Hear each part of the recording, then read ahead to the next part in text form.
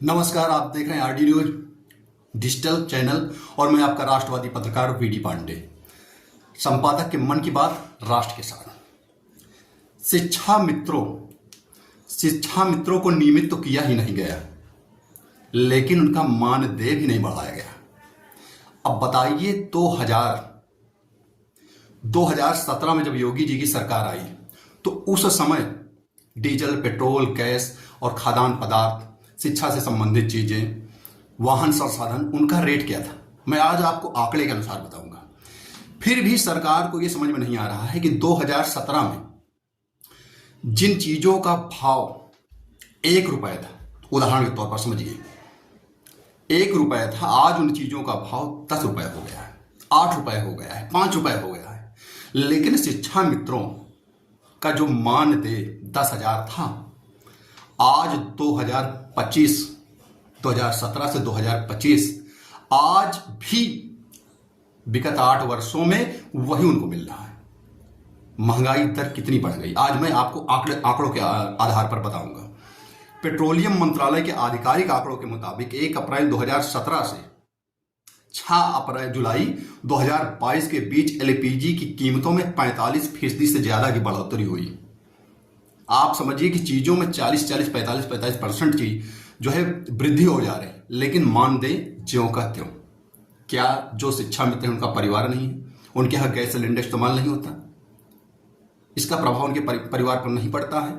साथ ही आप देखिए कि पिछले 5 साल में रसोई गैस के दाम में 330 रुपए का जोरदार इजाफा किया गया। 21 में इसी एलपीजी सिलेंडर की कीमत जो है 834 रुपए थी, और बीच में तो ये डबल हो गए थे रेट।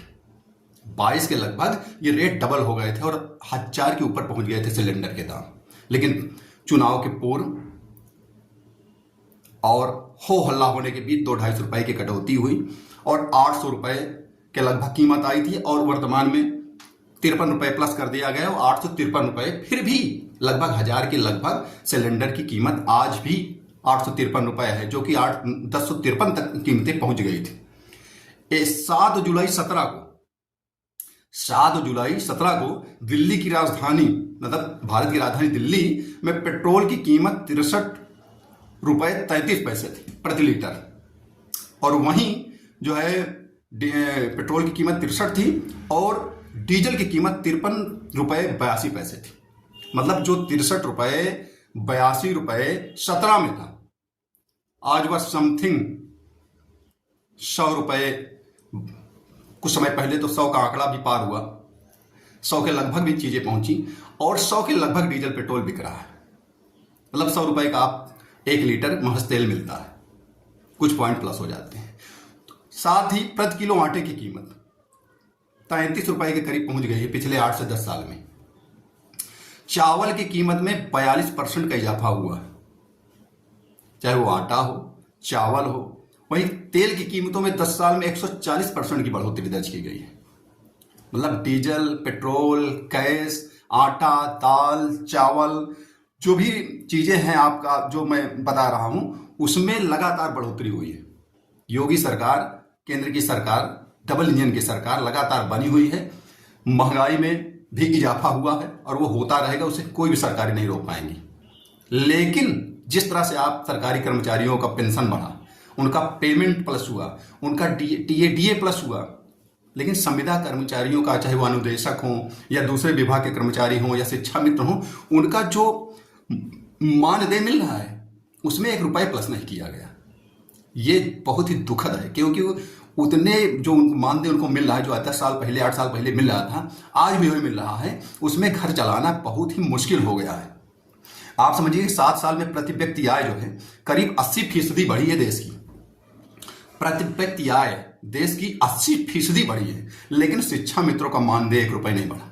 केंद्र सरकार उपभोक्ता मूल्य सूचकांक में 6 महीने की औसत वृद्धि के आधार पर न्यूनतम मजदूरी तय करती है, लेकिन उसको भी आधार नहीं माना गया।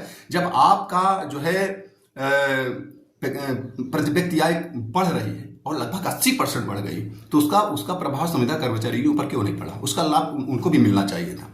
इलाहाबाद हाई कोर्ट ने भी यूपी सरकार से शिक्षा मित्रों के मानदेय में वृद्धि के विचार के लिए कहा था कि आपको इस पर विचार करना चाहिए कि इतने जो है कम धनराशि में परिवार चलाना आज के समय में संभव नहीं है। लेकिन आज तक राज्य सरकार, योगी सरकार, संत शिरोमणि हैं, संत हैं, सरल हृदय हैं और सारे कार्यों में बेहतरीन काम कर रहे हैं, चाहे वो जो भी क्षेत्र हो, स्वास्थ्य हो, शिक्षा हो, रोजगार हो, सड़कें हो, पुल हो, दिव्य भव्य कुंभ जैसी विराट व्यवस्था करना हो, सनातन के लिए कार्य करना हो, सुरक्षा देना हो, माफियाओं को खत्म करना हो, प्रत्येक क्षेत्र में योगी सरकार, केंद्र सरकार का बहुत बड़ा योगदान है। लेकिन संविदा कर्मियों के प्रति ये जो संवेदनहीनता सरकार की है या किस कारण वो नहीं देख पा रहे हैं, इस ओर उनको नजर डालना चाहिए।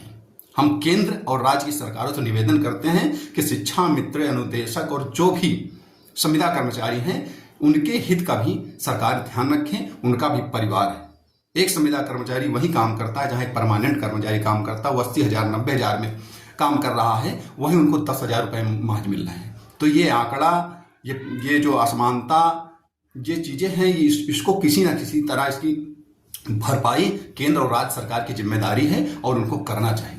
तो ये मेरा केंद्र और राज्य सरकार से निवेदन है कि आप संविदा कर्मचारियों का भी परिवार है, महंगाई सबको प्रभावित करती है।